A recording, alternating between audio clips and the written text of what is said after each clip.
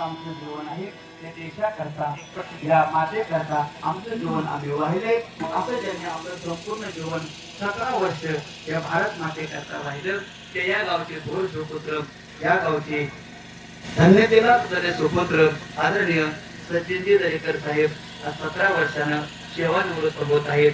मी परत एकदा साहेबांना या सेवा पूर्तीच्या कार्यक्रमाच्या निमित्त पंढरीच्या पांडुरंगाची प्रार्थना देवा अकल्पा विश्व व्हावे तया कुळा माझ्या सकला हरीच्या दासा कल्पनेची बाधा न हो कोणी काळी हे संत मंडळी सुखी असो अहंकाराचा वारा न लागो राजसा माझ्या विष्णुदासा भाविकाशी नामा म्हणे तया असावे कल्याण ज्या मुखी निधान पांडुरंग त्यांचं जीवन धन्यतेला प्राप्त झाले. महाराज जगात इतर सगळ्यांना आपण नावं ठेवतील आता वाक्य परत बोलतो मी.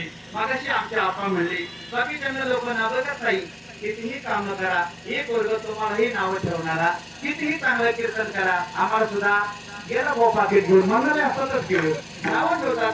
लोकांचं काय सांग मला बायको तुम्हाला म्हणजे घेऊ नावं ठेवले मला खरंच ठेवले काय होतं अवघड असतं महाराज सुद्धा काही गोष्टी सांगून आपण सांगतो. आता सगळे आपल्या घरचेच माणसं श्रीमंतीच्या बाजारला गेलो हो बाजारला गेलो आणि एकच वाक्य बोल उरक उरक पटपट उरक जरा उशीर झाला कीर्तनाला जायचंय.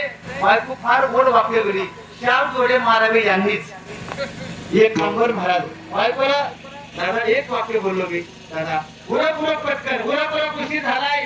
बायको वाक्य बोलली महाराज तेव्हा उशीर केल्यामुळे असा नवरा भेटलाय बरे का तेव्हा माझ्या बापानं गडबड केल्यामुळं असा महाराज नवरा भेटलाय. मला वाटतं तुमची बायको अशी कधीच बोलणार.